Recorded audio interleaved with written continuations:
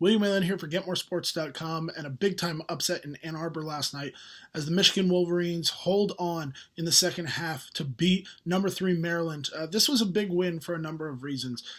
Michigan had kind of been getting their mojo back as of late, but I don't think anybody, including myself, was ready to buy into them just yet.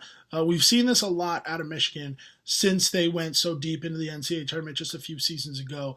They just haven't been the same type of program that you can count on in big moments, whether it be injuries or otherwise. We just haven't seen the explosiveness, the steadiness, and the consistency out of Michigan players that they've started to show as of late, and so we've been skeptical. But of course, they hang on for a big-time win over the Maryland Terrapins. Now, this was very, very important for a number of reasons. I mean, first, you get Irving going the way that they did, incredibly efficient from the field, dominating in many ways. That's a big sign for Michigan moving forward. And they're keeping pace in the Big Ten standings, and I think now that Michigan State has lost, now that Maryland has lost, Iowa, of course, as well, like these are games that open up the standings for a lot of teams to creep in. All of a sudden, you're looking at the Iowas. You're looking at the Indianas. You're looking at, even if Michigan can keep things together, Michigan to make moves in the conference. These are types of games that open that up for you. For Maryland, there's a couple signs of concern. Number one, Melo Trimble was terrible.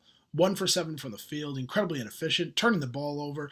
Rashid Suleiman as well. Both of those guys making just 3 field goals between the two of them, turning the ball over, I think, 7 times. Just not a good enough game from your backcourt against a backcourt that, quite frankly, you should dominate if you are Maryland.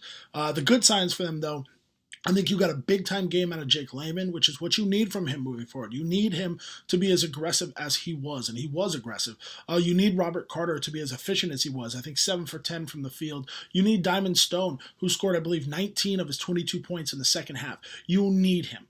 Those are your big 3 on the inside on the wing, and if you can get consistent play out of those, I think you can count on Rashid Suleiman and Melo Trimble in the long term. I do think this was a one-off night. I don't think that there's any reason to be concerned about Maryland in the big picture, but certainly an interesting result, and there are Big Ten implications, even if we don't necessarily need to jump to drastic conclusions about anybody's tournament chances.